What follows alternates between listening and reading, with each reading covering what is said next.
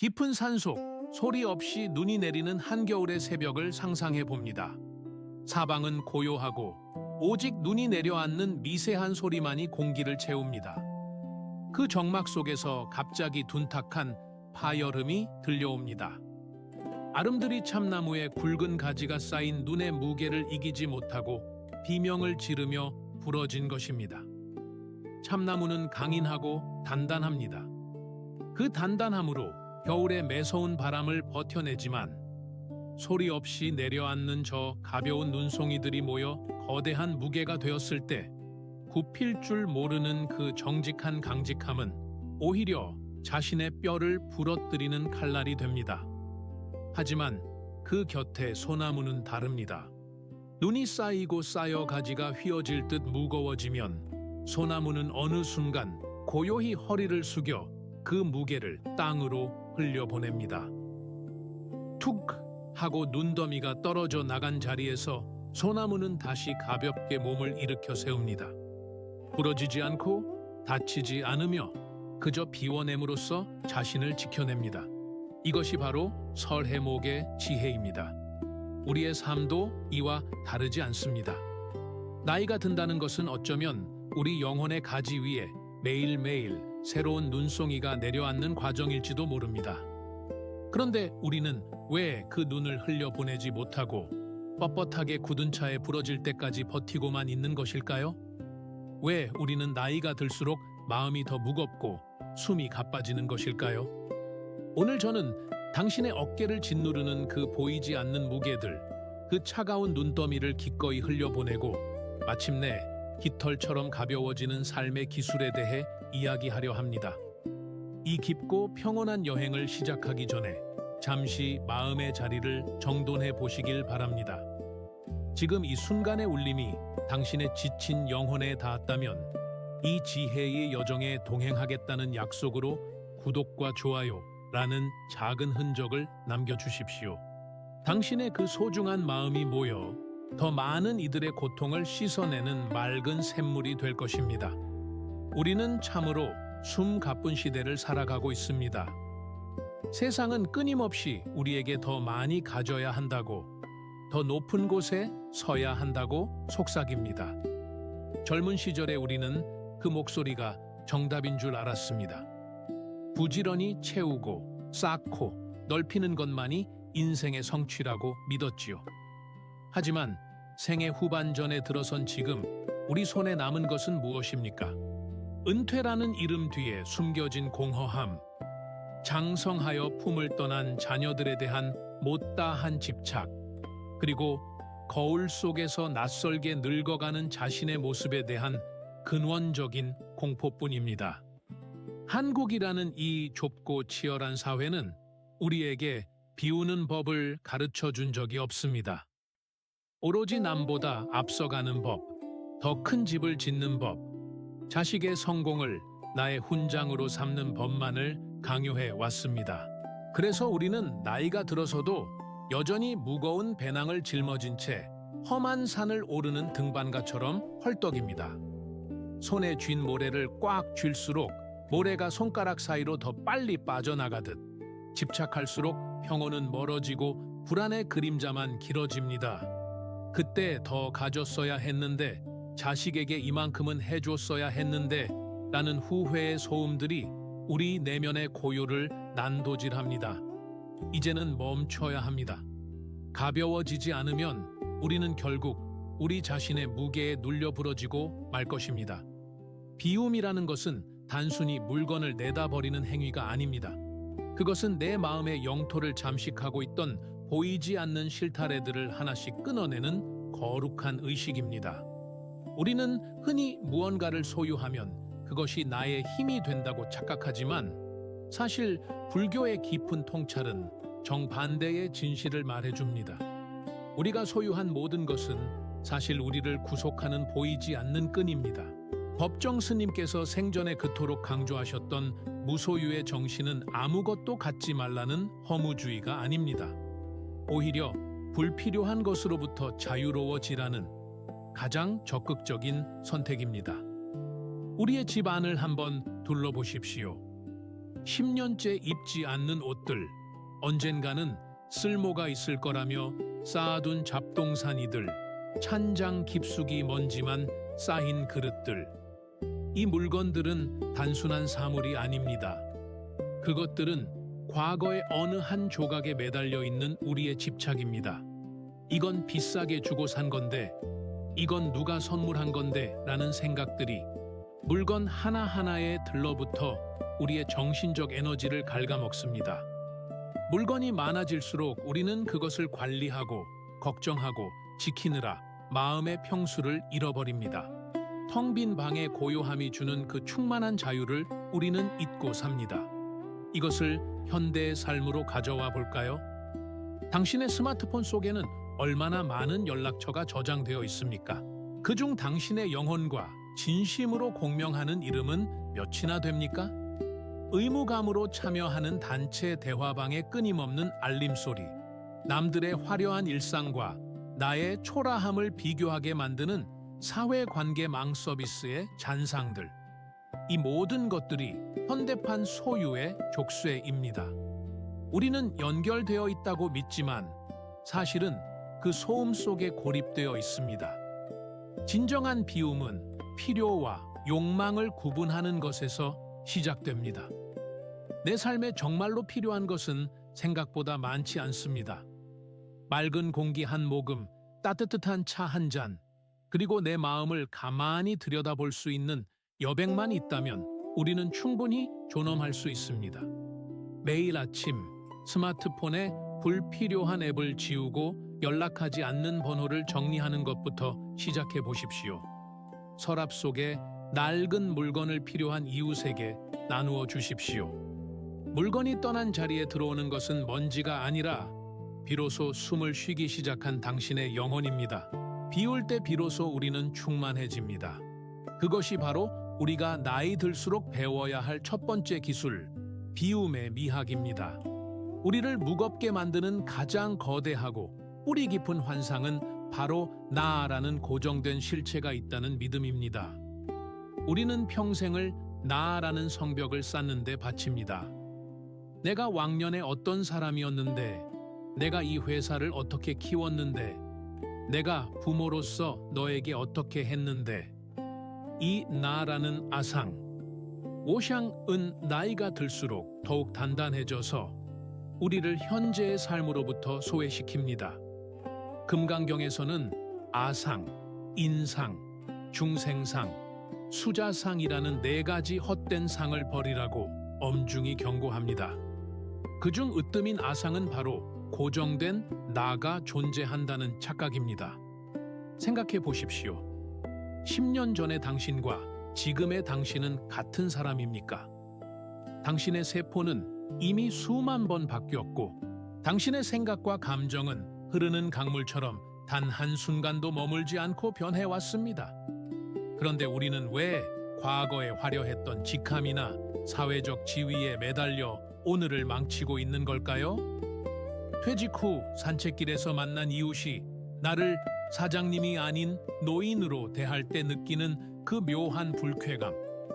명절에 모인 자녀들이 예전만큼 내 말에 귀 기울이지 않을 때 치밀어 오르는 서운함. 이 모든 고통의 근원은 내가 만든 가짜 나의 이미지 때문입니다. 우리는 마치 강물 위에 뜬 거품과 같습니다. 거품은 잠시 존재하다 사라지지만 강물이라는 전체의 흐름 속에서 보면 사라지는 것이 아니라 그저 형태를 바꿀 뿐입니다. 내가 무언이어야 한다는 강박을 내려놓을 때 우리는 비로소 모든 것이 될 수 있습니다.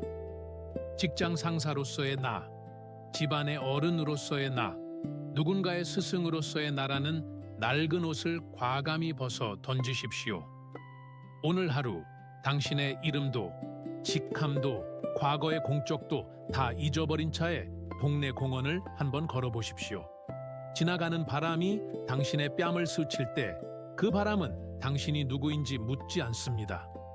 피어나는 꽃들도 당신의 재산이 얼마인지 관심이 없습니다. 오직 당신이 그 순간의 풍경과 하나가 되어 존재할 때 나라는 감옥의 문이 열립니다. 과거의 나를 죽여야만 현재의 내가 온전히 살아날 수 있습니다. 나는 아무것도 아니다 라는 깨달음은 비굴함이 아니라 세상 그 무엇도 나를 상처 입힐 수 없다는 절대적인 자유의 선언입니다. 이 환상에서 벗어날 때 당신의 걸음걸이는 비로소 아이처럼 가벼워질 것입니다.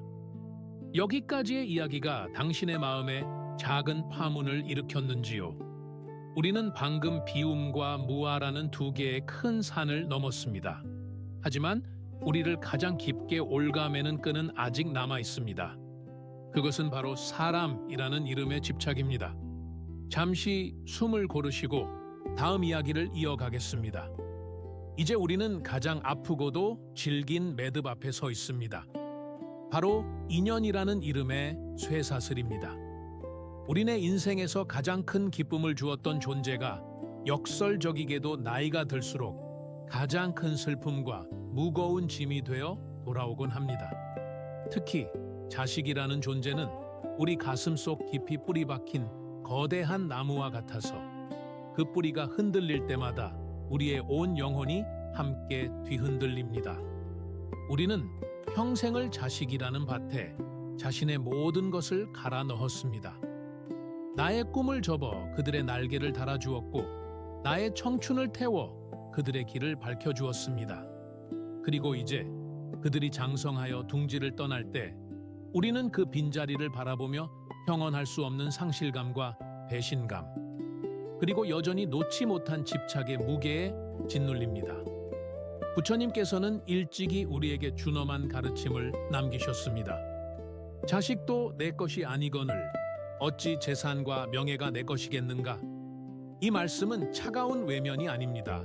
오히려 사랑이라는 이름으로 행해지는 잔인한 소유욕으로부터 우리 자신과 우리가 사랑하는 이들을 보호하라는 자비의 외침입니다. 우리는 자식을 나의 분신이라 여기며 그들의 실패를 나의 실패로, 그들의 선택을 나의 허물로 받아들입니다. 그래서 그들의 삶에 끝없이 간섭하고 나의 방식대로 이끌려 하며 그 과정에서 서로의 영혼에 깊은 생채기를 냅니다. 생각해 보십시오. 자식은 당신이라는 문을 통해 이 세상에 온 귀한 손님일 뿐입니다. 손님은 잠시 머물다 때가 되면 자신의 길을 떠나는 법입니다. 주인은 그저 머무는 동안 따뜻한 아랫목과 정성 어린 식사를 대접하면 그것으로 족합니다. 손님이 떠난 후에도 그가 어디로 가는지, 누구를 만나는지 감시하고 붙잡으려 한다면 그것은 더 이상 환대가 아니라 구속입니다. 우리의 자녀들은 우리를 거쳐왔으나 우리에게 속한 존재가 아닙니다. 그들에게는 그들만의 업이 있고 그들만의 계절이 있으며 그들만이 겪어내야 할 삶의 풍랑이 있습니다. 오늘날 우리의 고통은 대개 이 거리두기의 실패에서 옵니다. 자녀의 전화 한 통에 온종일 기분이 좌우되고 명절에 찾아오지 않는 자식들을 원망하며 자신의 인생을 비관합니다. 내가 어떻게 키웠는데 이럴 수 있느냐는 통곡은 사실 상대가 아니라 나 자신을 향한 독화살이 됩니다. 자녀에게 쏟았던 그 뜨거운 열망을 이제는 당신 자신의 내면으로 돌려야 할 때입니다. 자녀의 선택이 당신의 마음에 들지 않아 가슴이 타들어갈 때 가만히 눈을 감고 그들을 한 명의 독립된 영혼으로 바라보십시오. 그들은 당신의 기대를 충족시키기 위해 태어난 인형이 아닙니다. 그들이 비틀거리고 넘어지더라도 그것은 그들이 배워야 할 소중한 생애 수업입니다. 당신이 해줄 수 있는 최고의 사랑은 그들의 뒤에서 고요한 등불이 되어주는 것일 뿐 그들의 길을 대신 걸어주는 것이 아닙니다. 자녀에 대한 집착을 내려놓을 때 비로소 당신과 자녀 사이에는 맑고 시원한 바람이 통하는 인연의 공간이 생겨납니다. 그 공간이 있어야만 진정한 존중과 화해가 시작될 수 있습니다. 이제는 그들을 기꺼이 놓아주십시오. 그것이 당신을 가볍게 하고 그들을 진정으로 살게 하는 유일한 길입니다. 인연의 매듭을 느슨하게 하고 나면 이제 우리는 피할 수 없는 육체의 변화와 마주하게 됩니다. 거울을 볼 때마다 늘어난 주름과 검버섯, 예전 같지 않은 무릎의 통증, 그리고 깜빡깜빡 흐릿해지는 기억력. 우리는 이것을 쇠락이라 부르며 슬퍼합니다. 청춘의 화려했던 시절을 그리워하며 시들어가는 육신을 붙잡기 위해 안간힘을 씁니다. 온갖 영양제와 시술로 시간을 되돌리려 애쓰지만 흐르는 강물을 손바닥으로 막을 수 없듯이 세월의 흐름은 그 누구도 피할 수 없는 우주의 거대한 율동입니다. 불교의 핵심 가르침 중 하나인 재행무상은 모든 형성된 것은 변한다는 진리를 담고 있습니다. 이 세상에 영원한 것은 단 하나도 없습니다. 피어난 꽃은 지기 마련이고 차오른 달은 기울기 마련이며 태어난 모든 것은 늙고 병들어 다시 흙으로 돌아갑니다. 이것은 저주가 아니라 우주의 질서이며 자연의 가장 정직한 섭리입니다. 우리가 노화를 고통으로 받아들이는 이유는 변하지 않아야 한다는 고집, 즉 무상한 것을 영원한 것으로 착각하는 어리석음 때문입니다. 나이가 들어 몸이 약해지는 것은 인생이라는 긴 여행을 맞춰가는 배가 낡아가는 것과 같습니다. 거친 파도를 헤치며 달려온 배의 표면에 상처가 나고 페인트가 벗겨지는 것은 부끄러운 일이 아닙니다. 그것은 그만큼 많은 바다를 건너왔다는 훈장이며 역사의 기록입니다. 아함경에서는 우리에게 권고합니다. 육체가 늙는다고 마음까지 늙게 하지 마라. 몸의 쇠약함은 거스를 수 없지만 그 안에서 피어나는 정신의 향기는 오히려 나이가 들수록 깊고 그윽해질 수 있습니다. 우리는 노화를 잃어버리는 과정이 아니라 비본질적인 것들이 떨어져 나가고 오직 본질만이 남는 익어감의 과정으로 바라봐야 합니다. 젊은 시절의 팽팽한 피부보다 더 아름다운 것은 수많은 풍파를 견뎌온 노인의 온화한 미소입니다. 젊음의 혈기보다 더 귀한 것은 세상을 넓게 품는 해안과 포용력입니다. 육체적인 힘이 빠져나간 자리에 고요한 평온이 들어차고 욕망이 사그라든 자리에 자비로운 마음이 깃듭니다. 오늘 당신의 몸 어딘가가 아프고 불편하다면 그것을 원망하기보다 그동안 고생해온 당신의 육신에게 가만히 고마움을 전해 보십시오. 평생 나를 태우고 이곳저곳 다니느라 고생 많았다 라고 다독여 주십시오. 아침에 눈을 떴을 때 느껴지는 뻣뻣한 관절의 감각조차도 내가 아직 살아있음을 증명하는 생명의 신호로 받아들여 보십시오. 보이지 않는 것을 보려 애쓰지 말고 들리지 않는 것에 집착하지 마십시오. 대신 지금 이 순간 당신의 손에 닿는 따뜻한 찻잔의 온기, 창가에 스치는 햇살의 감촉, 그리고 고요히 내뱉는 숨결 하나에 집중하십시오. 육체의 감옥에서 벗어나 정신의 자유를 얻는 것, 그것이 노년이 우리에게 주는 가장 큰 선물입니다. 겉모습은 시들어가도 속사람은 날로 새로워지는 삶. 쇠락해가는 몸을 비관하는 대신 그 안에서 반짝이는 영혼의 보석을 발견하십시오. 나무가 잎을 다 떨어뜨린 후에야 비로소 숲의 전체 모습이 보이듯 우리의 육체가 가벼워지고 비워질 때 우리는 비로소 삶의 전체적인 진실과 대면할 수 있습니다. 늙어감은 소멸이 아니라 우주의 품으로 돌아가기 위한 가장 아름다운 준비입니다. 이제 우리의 시선을 더 깊은 곳으로 돌려보려 합니다.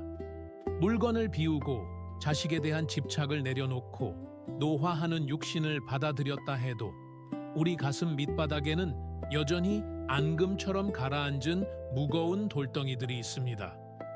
그것은 바로 수십 년의 세월 동안 켜켜이 쌓인 감정의 찌꺼기들입니다. 누군가에게 받았던 잊히지 않는 상처, 나를 배신했던 사람에 대한 증오, 억울하게 당해야 했던 순간의 분노, 그리고 그때 그러지 말았어야 했다는 자책까지. 이 감정들은 우리 영혼의 골목마다 썩지 않는 쓰레기처럼 쌓여 평온의 길을 가로막습니다.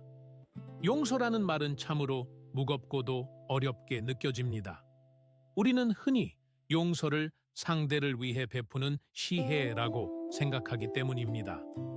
하지만 진정한 의미에서의 용서는 상대를 해방해 주는 것이 아니라 그 사람을 미워하느라 묶여있던 나 자신을 비로소 풀어주는 자비의 행위입니다. 누군가를 미워하는 마음을 품고 산다는 것은 내가 독을 마시고 상대가 죽기를 바라는 것과 같습니다. 그 증오의 불길 속에서 가장 먼저 타버리는 것은 상대가 아니라 바로 나의 가슴입니다. 원효 대사께서는 일찍이 한 마음이 생기면 온갖 법이 생기고 한 마음이 사라지면 온갖 법이 사라진다고 가르치셨습니다. 해골물에 담긴 진실을 깨달으셨던 그 밤처럼 우리가 느끼는 모든 고통과 원망은 사실 외부의 누군가가 준 것이 아니라 우리 마음이 만들어낸 환영에 불과합니다. 당신이 30년 전의 상처를 오늘 다시 떠올리며 괴로워한다면 당신은 지금 이 순간에도 그 상처를 스스로 반복해서 가하고 있는 셈입니다. 그 사람은 이미 당신의 인생에서 사라졌을지 모르나 당신의 마음속에는 여전히 그를 살려두어 당신의 오늘을 난도질하게 내버려 두고 있는 것입니다. 현대 사회를 살아가는 우리의 감정은 너무나 쉽게 오염됩니다. 작은 댓글 하나에 밤잠을 설치고 길거리에서의 사소한 시비에 하루의 평안을 통째로 넘겨줍니다. 우리는 감정을 나 자신과 동일시하는 오류를 범합니다. 나는 화가 났다 라고 말할 때 당신은 화라는 거대한 파도에 삼켜진 상태입니다. 하지만 수행자의 시선으로 보면 화는 당신이 아니라 당신의 마음이라는 바다 위를 잠시 지나가는 파도일 뿐입니다. 파도는 일어났다가 반드시 사라집니다. 당신이 그 파도를 붙잡고 늘어지지 않는다면 바다는 곧 다시 고요해질 것입니다. 이제 매일 밤 잠자리에 들기 전 당신만의 감정의 세탁 시간을 가져보십시오. 오늘 나에게 무례했던 사람, 나를 힘들게 했던 상황들을 가만히 떠올려 보십시오. 그리고 그들에게 이렇게 속삭여 보십시오. 당신도 당신만의 고통 속에서 어쩔 수 없었겠지. 당신의 업이 당신을 그렇게 만들었겠지. 이제 나는 당신을 내 마음의 방에서 내보내려 한다. 이것은 그들의 행동을 정당화하는 것이 아닙니다. 오직 당신의 평화를 위해 당신의 영혼이 더 이상 그 더러운 기억 속에 머물지 않도록 문을 열어주는 것입니다. 용서는 세상에서 가장 고귀한 청소입니다. 마음의 찌꺼기를 털어내고 비워진 자리에 비로소 서늘하고 맑은 실바람이 불어오기 시작할 것입니다. 감정의 실타래까지 풀고 나면 우리는 생의 가장 마지막 문턱, 즉 죽음이라는 거대한 신비와 마주하게 됩니다. 사람들은 죽음을 이야기하는 것조차 기피하며 마치 죽음이 존재하지 않는 것처럼 오늘을 삽니다. 죽음은 모든 것을 앗아가는 강도이며 인생이라는 공들여 쌓은 탑을 무너뜨리는 재앙이라고 생각합니다. 하지만 죽음에 대한 공포가 크면 클수록 역설적으로 삶은 더욱 비겁하고 초조해집니다. 죽음을 두려워하는 자는 결코 진정한 삶의 맛을 느낄 수 없습니다. 티베트 사자의 서에서는 죽음을 바르도, 즉 한 생애와 다음 생애 사이의 중간 단계라고 말합니다. 그곳에서 우리는 수많은 환영과 마주하게 되는데 그 환영을 어떻게 받아들이느냐에 따라 다음 여정이 결정됩니다. 불교적 관점에서 죽음은 끝이 아닙니다. 그것은 낡고 해진 옷을 벗어 던지고 새로운 여행을 위해 새 옷으로 갈아입는 과정입니다. 저녁이 되면 해가 지는 것이 당연하듯 생명이 다하면 몸을 내려놓는 것 또한 지극히 자연스러운 순리입니다. 우리가 죽음을 두려워하는 진짜 이유는 나라는 존재가 사라질 것에 대한 집착, 그리고 내가 일궈온 것들을 두고 가야 한다는 상실감 때문입니다. 하지만 앞서 우리가 배웠듯 원래 내 것이라 할 만한 것은 아무것도 없었습니다. 이 육신도, 이 이름도, 이 재산도 잠시 우주에서 빌려온 것일 뿐입니다. 반납할 시간이 되었을 때 기쁘게 돌려주는 것이야말로 대자유인의 모습입니다.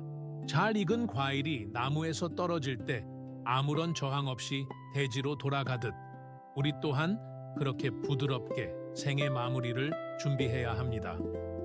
현대인들은 죽음을 병원의 차가운 기계 소리 속에서 외롭게 맞이하곤 합니다. 하지만 진정한 마무리는 육체가 멈추기 훨씬 전부터 우리 내면에서 시작되어야 합니다. 죽음을 연습한다는 것은 허무주의에 빠지는 것이 아닙니다. 오히려 오늘이라는 시간을 가장 밀도 있고 아름답게 살아내는 가장 강력한 방법입니다. 만약 오늘 밤 내가 이 세상을 떠난다면 나는 무엇을 남기고 갈 것인가? 나는 누구를 더 사랑하고 누구에게 마지막 용서를 구할 것인가? 이 질문을 품고 사는 사람은 결코 헛된 욕망에 휘둘리지 않습니다. 죽음은 인생의 마지막 스승입니다. 죽음이 곁에 있음을 알 때 우리는 비로소 소중한 것들을 알아보는 눈을 갖게 됩니다. 길가에 핀 이름 모를 들꽃의 생명력이 얼마나 경이로운지, 사랑하는 사람과 나누는 따뜻한 밥 한 끼가 얼마나 큰 기적인지를 깨닫게 됩니다. 죽음이라는 배경이 있기에 삶이라는 그림은 비로소 선명해지는 것입니다. 이제 죽음을 등 뒤에 숨기지 말고 당신의 곁에 앉혀놓고 다정한 친구처럼 대화해 보십시오. 죽음은 당신을 위협하는 적이 아니라 당신의 남은 시간을 황금빛으로 물들여줄 조력자입니다. 매일 아침 살아있음에 무한한 감사를 느끼고 저물어가는 노을을 보며 나의 마지막도 저처럼 고요하고 장엄하기를 발언하십시오. 집착의 끈을 하나씩 놓을 때마다 당신의 영혼은 빛의 무더기처럼 밝아질 것이며 마침내 그 문턱을 넘을 때 당신은 세상에서 가장 가벼운 몸짓으로 자유로운 허공이 될 것입니다. 깊은 산속, 소리 없이 눈이 내리는 한겨울의 새벽을 상상해 보십시오. 사방은 고요하고 오직 눈이 내려앉는 미세한 소리만이 공기를 채웁니다. 그 정막 속에서 갑자기 둔탁한 파여름이 들려옵니다. 아름드리 참나무에 굵은 가지가 쌓인 눈의 무게를 이기지 못하고 비명을 지르며 부러진 것입니다. 참나무는 강인하고 단단합니다. 그 단단함으로 겨울의 매서운 바람을 버텨내지만 소리 없이 내려앉는 저 가벼운 눈송이들이 모여 거대한 무게가 되었을 때 굽힐 줄 모르는 그 고집스러운 강직함은 오히려 자신의 뼈를 부러뜨리는 칼날이 됩니다. 하지만 그 곁에 소나무는 다릅니다. 눈이 쌓이고 쌓여 가지가 휘어질 듯 무거워지면 소나무는 어느 순간 고요히 허리를 숙여 그 무게를 땅으로 흘려보냅니다. 툭 하고 눈더미가 떨어져 나간 자리에서 소나무는 다시 가볍게 몸을 일으켜 세웁니다. 부러지지 않고 다치지 않으며 그저 자신을 낮추고 비워냄으로써 생명을 지켜냅니다. 이것이 바로 겨울산이 우리에게 건네는 설해목의 지혜입니다. 우리의 삶도 이와 다르지 않습니다. 나이가 든다는 것은 우리 영혼의 가지 위에 매일매일 새로운 사회적 책임과 걱정이라는 눈송이가 내려앉는 과정입니다. 그런데 우리는 왜 그 눈을 흘려보내지 못하고 뻣뻣하게 굳은 채 부러질 때까지 버티고만 있는 것일까요? 왜 나이가 들수록 마음은 더 무겁고 숨은 가빠지는 것일까요? 오늘 저는 당신의 어깨를 짓누르는 그 보이지 않는 무게들, 그 차가운 눈더미를 기꺼이 흘려보내고 마침내 깃털처럼 가벼워지는 삶의 기술에 대해 이야기하려 합니다. 이 깊고 평온한 여정을 시작하기 전에 잠시 마음의 자리를 정돈해 보시길 바랍니다. 지금 이 순간의 울림이 당신의 지친 영혼에 닿았다면 이 지혜의 여정에 동행하겠다는 약속으로 구독과 좋아요라는 작은 흔적을 남겨주십시오. 당신의 그 소중한 마음이 모여 더 많은 이들의 고통을 씻어내는 맑은 샘물이 될 것입니다. 우리는 참으로 숨 가쁜 시대를 살아가고 있습니다. 세상은 끊임없이 우리에게 더 많이 가져야 한다고, 더 높은 곳에 서야 한다고 다그칩니다. 젊은 시절에 우리는 그 목소리가 정답인 줄 알았습니다. 부지런히 채우고 쌓고 넓히는 것만이 인생의 성취라고 믿었지요. 하지만 생애 후반전에 들어선 지금 우리 손에 남은 것은 무엇입니까?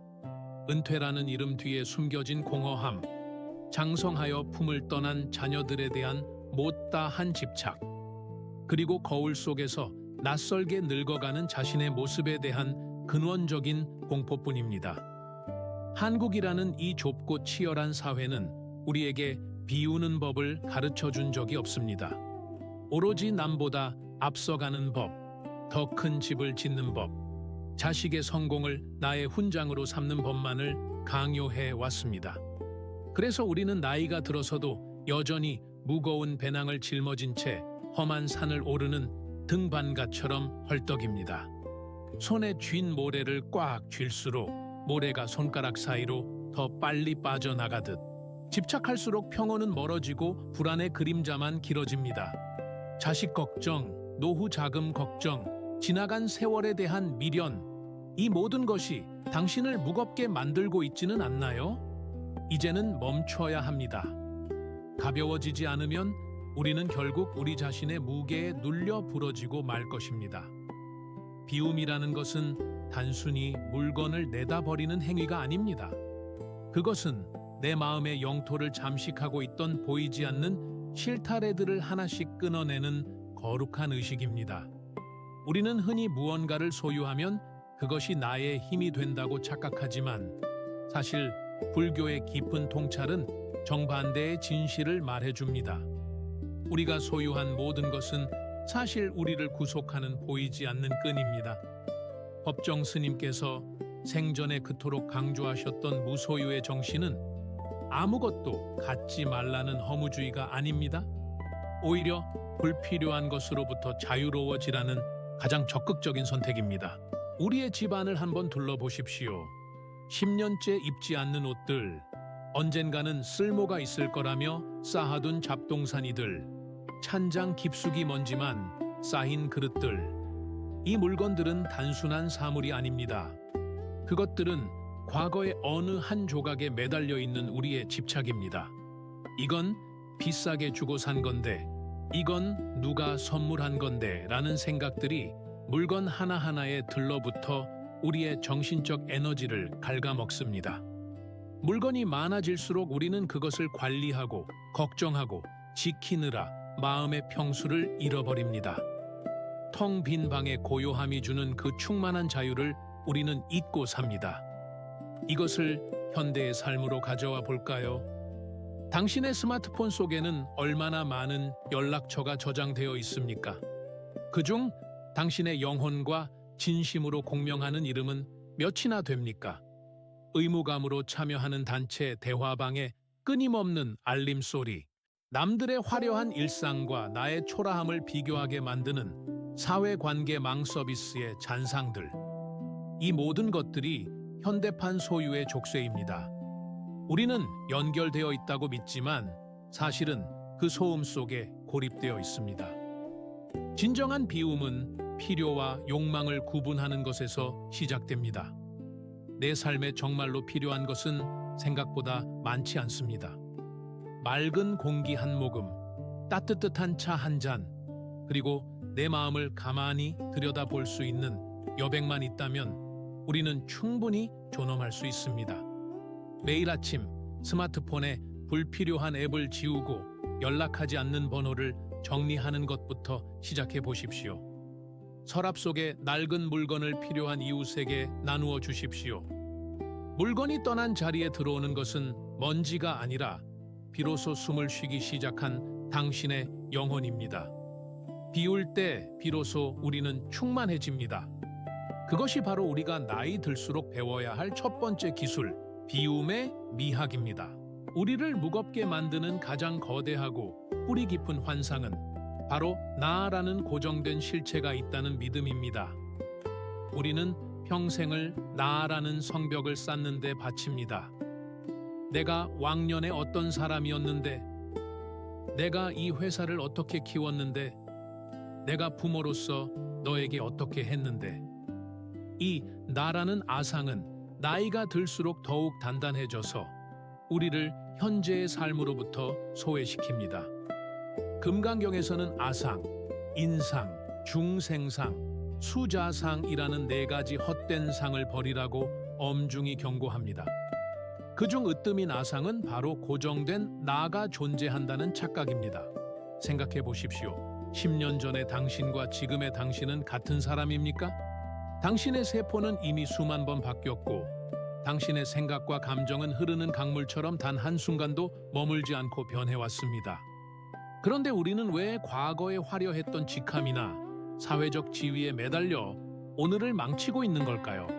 퇴직 후 산책길에서 만난 이웃이 나를 사장님이 아닌 노인으로 대할 때 느끼는 그 묘한 불쾌감, 명절에 모인 자녀들이 예전만큼 내 말에 귀 기울이지 않을 때 치밀어 오르는 서운함. 이 모든 고통의 근원은 내가 만든 가짜 나의 이미지 때문입니다. 우리는 마치 강물 위에 뜬 거품과 같습니다. 거품은 잠시 존재하다 사라지지만 강물이라는 전체의 흐름 속에서 보면 사라지는 것이 아니라 그저 형태를 바꿀 뿐입니다.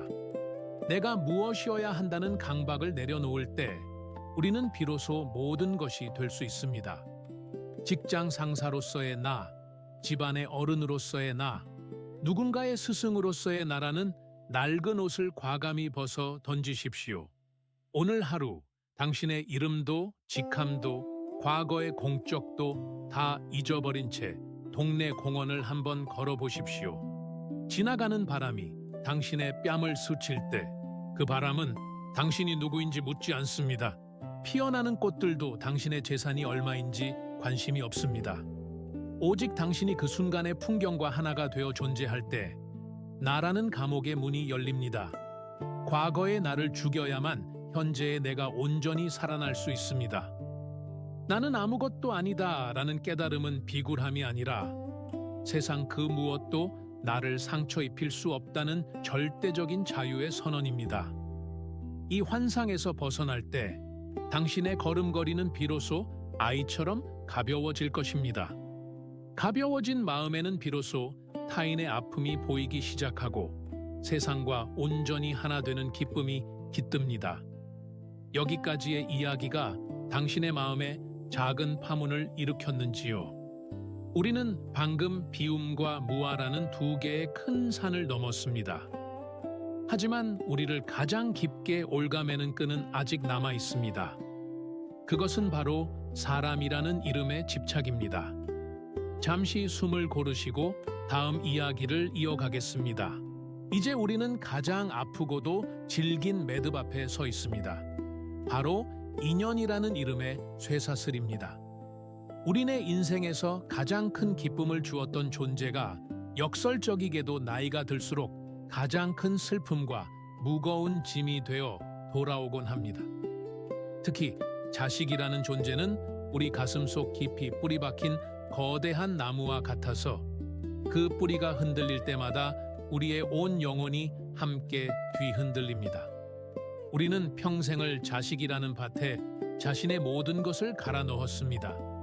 나의 꿈을 접어 그들의 날개를 달아주었고 나의 청춘을 태워 그들의 길을 밝혀주었습니다. 그리고 이제 그들이 장성하여 둥지를 떠날 때 우리는 그 빈자리를 바라보며 형언할 수 없는 상실감과 배신감 그리고 여전히 놓지 못한 집착의 무게에 짓눌립니다. 부처님께서는 일찍이 우리에게 준엄한 가르침을 남기셨습니다.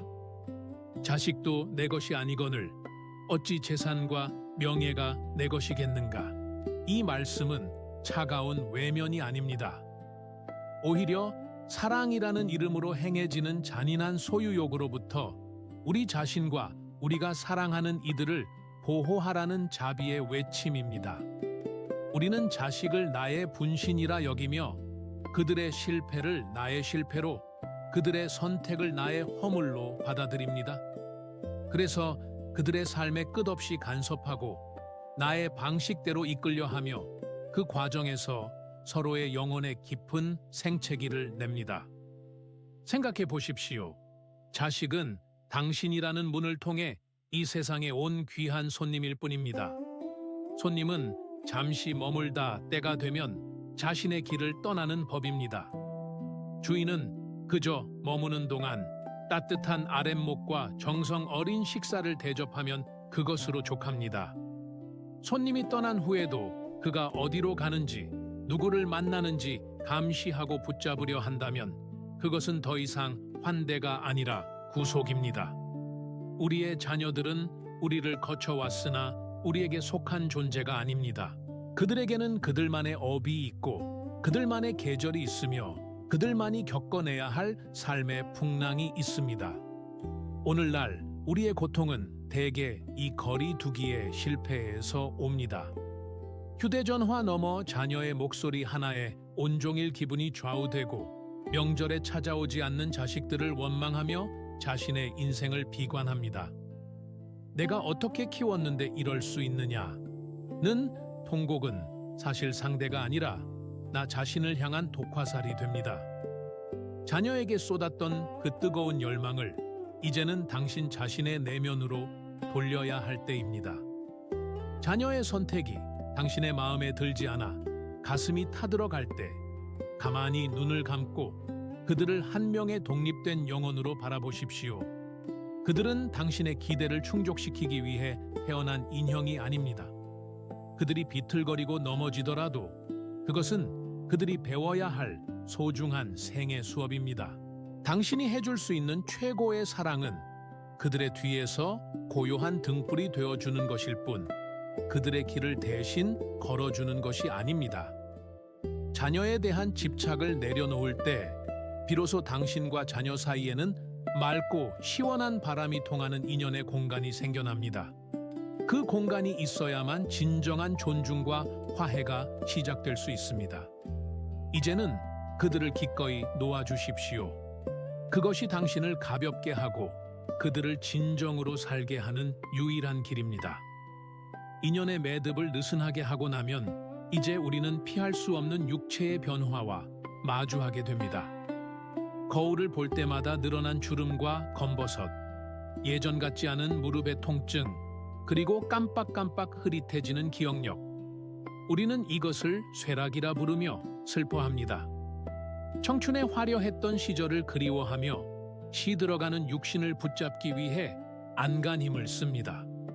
온갖 약물과 시술로 시간을 되돌리려 애쓰지만 흐르는 강물을 손바닥으로 막을 수 없듯이 세월의 흐름은 그 누구도 피할 수 없는 우주의 거대한 율동입니다. 불교의 핵심 가르침 중 하나인 재행무상은 모든 형성된 것은 변한다는 진리를 담고 있습니다. 이 세상에 영원한 것은 단 하나도 없습니다. 피어난 꽃은 지기 마련이고 차오른 달은 기울기 마련이며 태어난 모든 것은 늙고 병들어 다시 흙으로 돌아갑니다. 이것은 저주가 아니라 우주의 질서이며 자연의 가장 정직한 섭리입니다. 우리가 노화를 고통으로 받아들이는 이유는 변하지 않아야 한다는 고집, 즉 무상한 것을 영원한 것으로 착각하는 어리석음 때문입니다. 나이가 들어 몸이 약해지는 것은 인생이라는 긴 여행을 마쳐가는 배가 낡아가는 것과 같습니다. 거친 파도를 헤치며 달려온 배의 표면에 상처가 나고 칠이 벗겨지는 것은 부끄러운 일이 아닙니다. 그것은 그만큼 많은 바다를 건너왔다는 훈장이며 역사의 기록입니다. 아함경에서는 우리에게 권고합니다. 육체가 늙는다고 마음까지 늙게 하지 마라. 몸의 쇠약함은 거스를 수 없지만 그 안에서 피어나는 정신의 향기는 오히려 나이가 들수록 깊고 그윽해질 수 있습니다.